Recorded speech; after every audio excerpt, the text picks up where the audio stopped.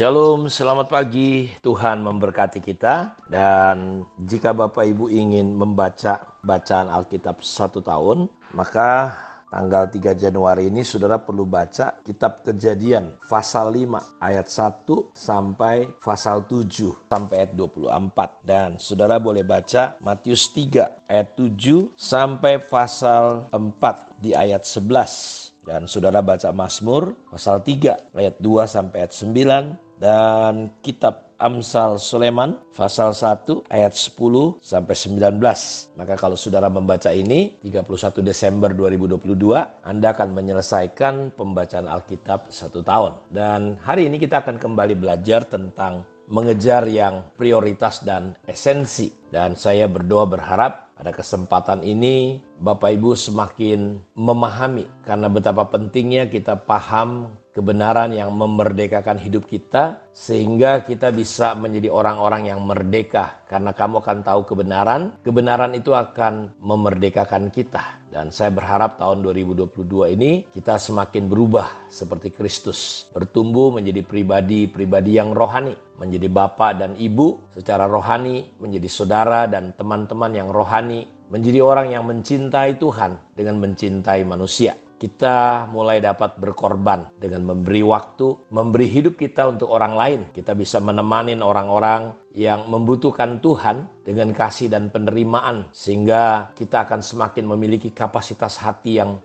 besar dengan tetap sabar dan mengasihi jiwa-jiwa yang tidak ideal. Kita berpindah fokus kepada hal-hal yang prioritas dan esensi. Kita tidak hanya sekedar kebaktian, ibadah, pelayanan, tapi kita menanggapi apa yang menjadi kerinduan dan fokus Tuhan. Dalam Matius 28 dikatakan, pergi dan jadikanlah sekalian bangsa muridku. Karena itu Bapak Ibu, apa yang menjadi fokus dan prioritas Tuhan ini menjadi penting sekali untuk hidup kita. Dan kita akan belajar melihat dari ayat hafalan kita Matius pasal 6 ayat 33. Tetapi carilah dahulu kerajaan Allah dan kebenarannya, maka semuanya itu akan ditambahkan kepadamu. Jadi cari dulu kerajaan Allah, prioritaskan. Prioritas artinya sesuatu yang didahulukan, diutamakan daripada yang lain. Prioritas artinya itu adalah hal yang utama. Kita perlu mengutamakan hal-hal yang penting. Kalau itu penting kita bangun, kita kejar. Ya, itu sesuatu yang menjadi fokus kita. Kita tempatkan kerajaan Allah berdasarkan urutan. Dan dia adalah harus nomor 1. Kita junjung tinggi, kita hargai. Sementara esensi adalah pokok, akar, intisari, substansi. Sesuatu yang mendasar. Jadi di dalam ayat sebelumnya, ayat 30 dalam Matius 6, jadi jika demikian Allah mendandani rumput di ladang, yang hari ini ada dan besok dibuang ke dalam api, tidakkah ia akan terlebih lagi mendandani kamu, hai orang yang kurang percaya? Sebab itu janganlah kamu khawatiran berkata, apakah yang akan kami makan, apakah yang akan kami minum, apakah yang akan kami pakai? Semua itu dicari bangsa-bangsa yang tidak mengenal Allah. Akan tetapi Bapakmu yang di surga tahu bahwa kamu memerlukan semuanya itu. Tapi carilah dahulu kerajaan Allah dan kebenarannya, maka semuanya itu akan ditambahkan kepadamu. Sebab itu janganlah kamu khawatir akan hari besok, karena hari besok mempunyai kesusahannya sendiri. Kesusahan sehari cukuplah untuk sehari. Jadi kita lihat bahwa selama Yesus pelayanan di muka bumi ini, Bapak Ibu, fokusnya adalah, beritanya adalah selalu tentang kerajaan Allah. Ini saudara harus pahami kenapa kita nggak boleh fokus, nggak boleh khawatir dengan perkara-perkara lahiriah. Kita harus fokus mendahulukan yang namanya kerajaan Allah. Ketika Yesus pertama berkhotbah, khotbahnya adalah dalam Matius 4 ayat 17. Bertobatlah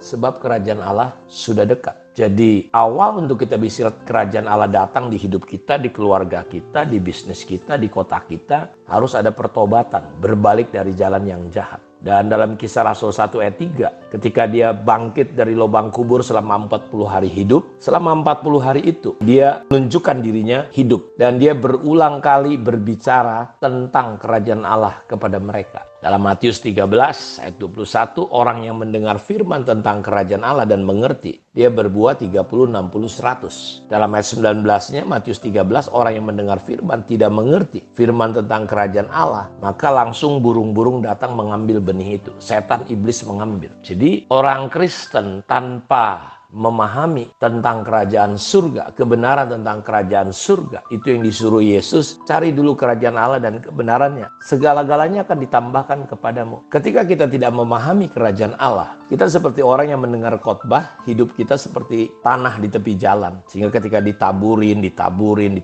firman minggu demi minggu, hari lepas hari, nggak ada firman dalam hidup kita. Kita jadi orang Kristen tanpa firman. Sementara hidup kita sangat bergantung kepada firman Tuhan. Karena itu kerajaan Allah itu menjadi fokus berita Yesus tentang kerajaan Allah. Nah, di sini kita lihat bahwa kebutuhan manusia, solusi masalah, dilema yang dihadapi oleh kita, sebenarnya jawabannya adalah kerajaan Allah, Bapak Ibu. Khotbah Yesus itu, kerajaan surga adalah solusi terhadap roh, mental, jiwa, dan tubuh dan lahiriah kita. Karena itu, mendahulukan kerajaan Allah adalah jalan untuk kita mengalami kelimpahan roh kita, jiwa kita, dan perkara-perkara lahiriah kita. Kerajaan Allah adalah fokus dan prioritas Tuhan. Jadi kalau saudara ingin keluar dari semua keruwetan hidup ini, saudara perlu belajar untuk fokus mendahulukan kerajaan Allah. Terkadang kita nggak bisa bedain antara kerajaan surga dan agama Kristen. Ingat, Yesus tidak bangun agama, tapi dia ingin kita menemukan kerajaannya. Dan topik pembicaraan di Alkitab, dia serius dan fokus betul-betul dengan kerajaan Allah. Dia cerita misalnya, kerajaan Allah seumpama harta yang terpendam. Kerajaan Allah seperti seorang raja yang bepergian. Kerajaan Allah seperti orang nelayan menangkap ikan lalu membersihkannya. Kerajaan Allah seperti seorang tuan memisahkan domba dan kambing. Jadi kita lihat topik-topiknya itu adalah tentang kerajaan Allah. Karena itu, saudara harus mengerti bahwa mengikut Tuhan artinya kita masuk dalam konsep kerajaannya. Bukan beragama Kristen. Kebanyakan kita kejebak dengan yang namanya agama. Kekristenan itu bukan agama. Kekristenan bicara tentang kerajaannya, kerajaan Allah. Karena itu dia sangat menegur. Dan saudara tahu,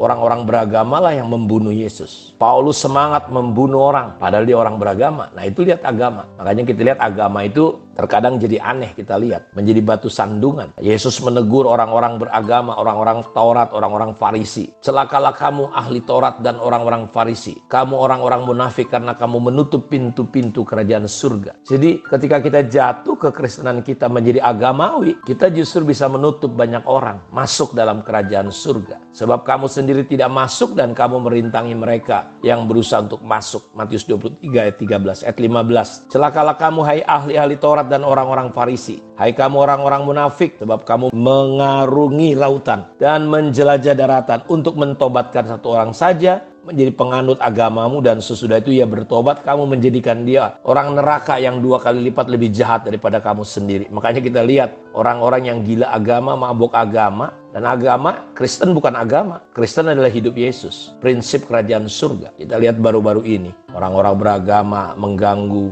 orang lagi beribadah, Natal ditutup, dibikin recoh. Itulah orang-orang beragama, saudara-saudaraku. Kita lihat Yesus menegur keras. Jadi dari sini kita lihat bahwa agama bisa jadi penghalang terbesar. Jadi dari perkataan Yesus di sini kita lihat bahwa terkadang agama justru jadi penghalang. Jadi agama Kristen yang kita bangun malah bisa jadi penghalang terbesar untuk kerajaan Allah. Kekristenan sebagai agama sudah dikenal baik, dibangun baik, dipelajari, diselidiki, dicatat, disebarluaskan dengan baik. Tapi sedikit orang Kristen yang memahami prinsip kerajaan surga, sehingga hidupnya tidak seperti yang Tuhan inginkan. Karena prioritas atau fokusnya banyak orang, dia justru menyebarkan agama Kristen ketimbang konsep kerajaan Tuhan. Dilestarikan, Natal, acara-acara bagus, tapi kalau cuma sebatas ritual-ritual, upacara, kebiasaan, tata cara, ibadah begini, kita nggak ngalamin kerajaan Allah, sehingga kita terus berada dalam pusaran tipu daya setan, sehingga kita banyak mengalami kekosongan. Kenapa? Karena isinya bukan kerajaan Allah. Karena itu ke depan kita ingin belajar terus bagaimana kita membangun prioritas, esensi, kita kejar apa? Kerajaan Tuhan. Kita akan belajar hari-hari ke depan. Tuhan memberkati kita. Mari kita berdoa. Bapa, terima kasih untuk kebenaran-Mu. Diberkatilah semua anak-anak-Mu. Hari-hari ke depan kami terus belajar untuk bertumbuh di dalam Engkau ya Tuhan. Terima kasih. Diberkatilah semua anak-anak-Mu. Di dalam nama Yesus kami berdoa. Amin. Tuhan memberkati kita semua. Shalom.